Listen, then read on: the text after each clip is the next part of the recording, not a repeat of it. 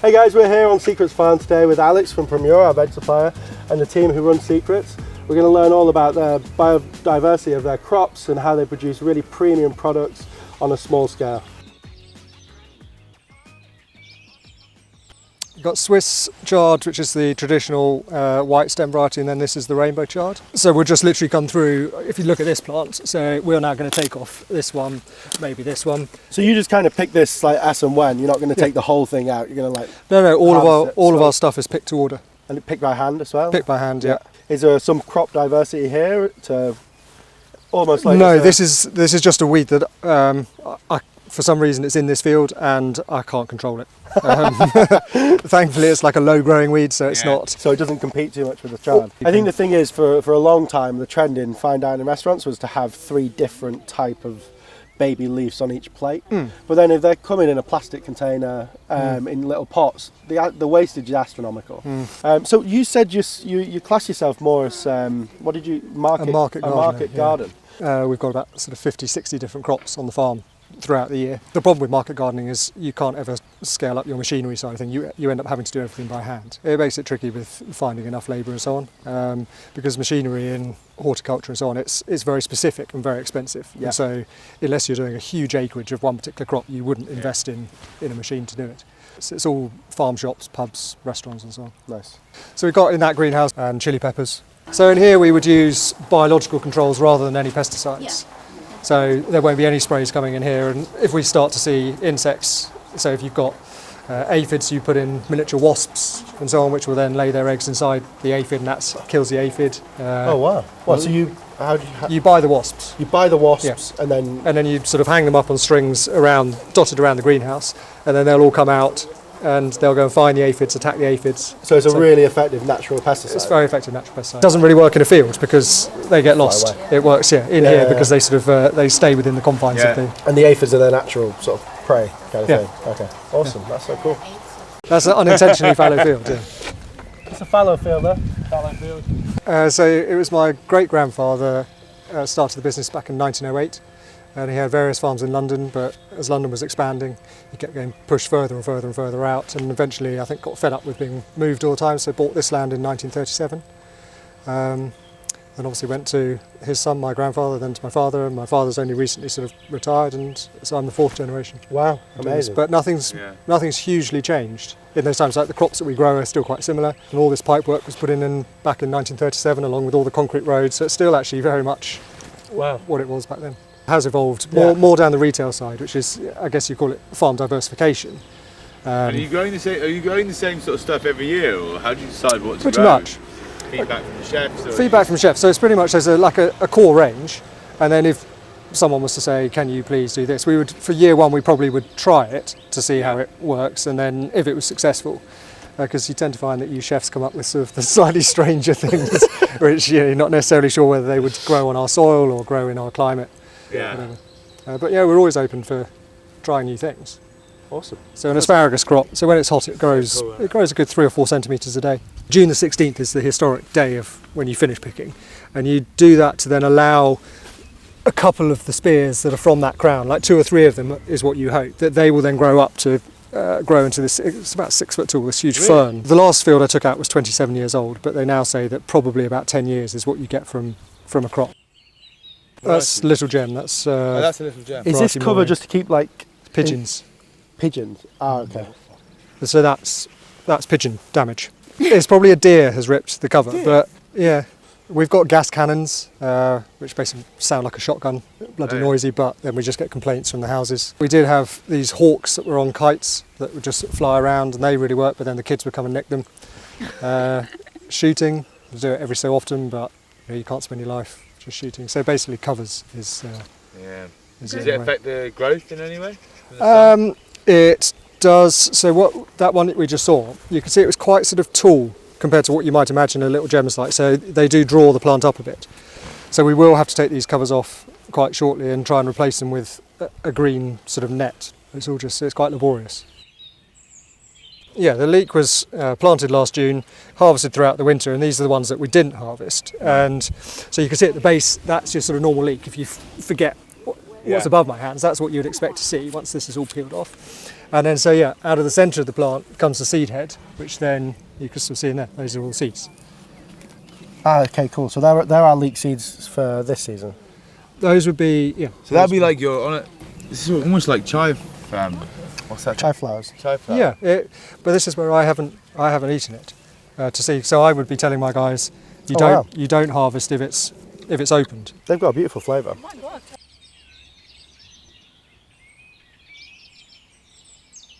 Fertiliser, 3 times the cost this year.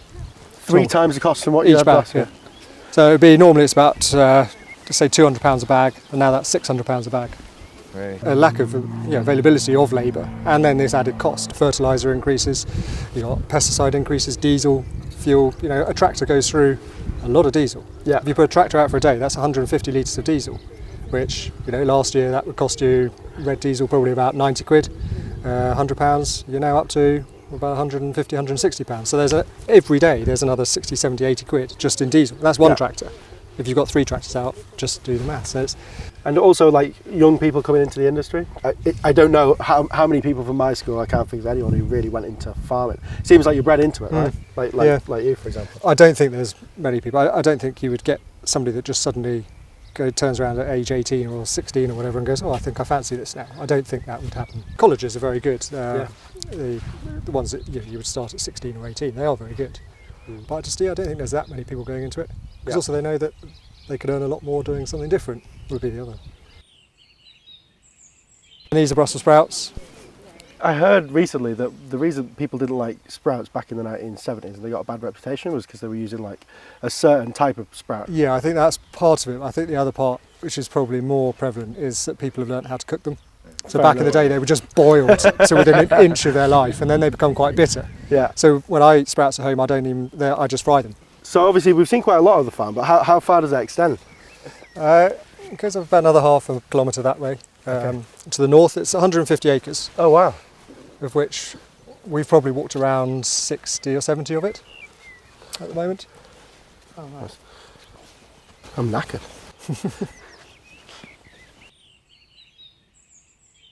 This is English pointed cabbage or hispy cabbage, so really nice. The pink ones aren't really like. Really nice and firm, just like green, perfectly in season. Hey, no. I don't even know whose it is. It's from one of the houses around here. And then these are all the leek plants, which will be planted out in a couple of weeks for this winter. And then parsley plants, which are coming out today, lettuce plants. So yeah, we plant these about every 2 weeks. So it's not massive. There's 160 plants in the trays. 800-900 plants of gem go in. Grown in the tray. So these are all little peat blocks. So each plant is like that. Oh wow! And those are Jerusalem artichokes, the tall plants, which they'll go out the ceiling, out through the roof at some point. Yeah. They're absolutely massive. Oh, there you go. It's just starting. Oh wow, yeah. And we wouldn't be picking these until probably about November time. Oh wow, okay, cool. These are all baby leaf salads. So you've got mazunas, mustards, kales, pak choys, there's some amaranth. It makes life easy for growing different varieties on a small scale. It also means we don't have to worry about weed control. By growing them under glass, we get a clean product, so we don't have to wash it after harvest, which can damage the product. People say that these little garnishes and little leaves are kind of falling out of fashion a little bit. People prefer something crunchier, something a bit more substantial. No, I think you're right. So now we've finished on the farm, got a little box of goodies. I'm about to head back to London.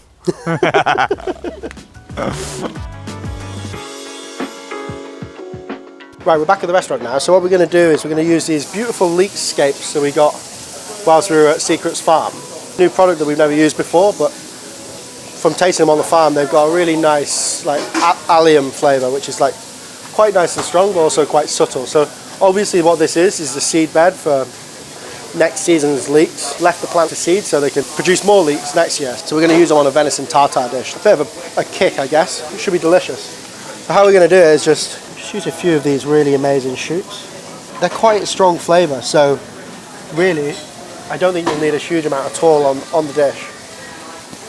These portions we're going to grill, and we're going to serve them lightly grilled, probably peel them a little bit first, and we're going to sell it on the a la carte menu tonight. So this is some of our incredible venison. So Obviously we're getting the whole beast in. I think on one of the previous episodes we saw Jack prep this. So what we've done is we've put it into the freezer and then we've just diced it up really finely. But still not too fine, so you've still got a bit of bite. So this is the haunch of the venison. And what we do with this, just season it with a little bit of salt and pepper. You want to do this fresh, because otherwise the salt will start to cure the meat. So it's really important when you're making tartar that it's always done fresh. We make a rapeseed and mustard dressing. So this is Dijon mustard, rapeseed oil, a little bit of whole grain mustard. So really simple dressing. It just gives you a good amount of heat coming through and complements the flavours of the venison. Also we've got here some chopped pickled shallot, a mixture of chervil, tarragon and parsley, and then we just continue to mix. Taste to check the seasoning.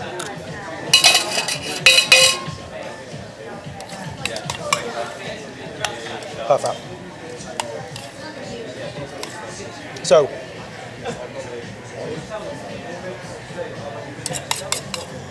onto the plate. Black garlic emulsion. Onto the tartar with a few, but not too many because a lot of strong flavours on there, so we want to try and taste that deer. This is a mushroom powder. This is a really amazing lion's mane mushroom. Touch of sorrel. Sorrel is a really amazing herb that we get foraged for us. Often you can find this type of sorrel. It's one of the most common weeds that you've got in your garden. But once you start using this, we kind of notice it growing in all the nooks and crannies in your garden. This is actually made out of beef tendon. So the tendon is cooked down in a pressure cooker and then pressed with weight and frozen. It's then dehydrated and sliced, almost like pork scratchings. But really amazing, like slightly underused ingredient that just gives a really nice texture.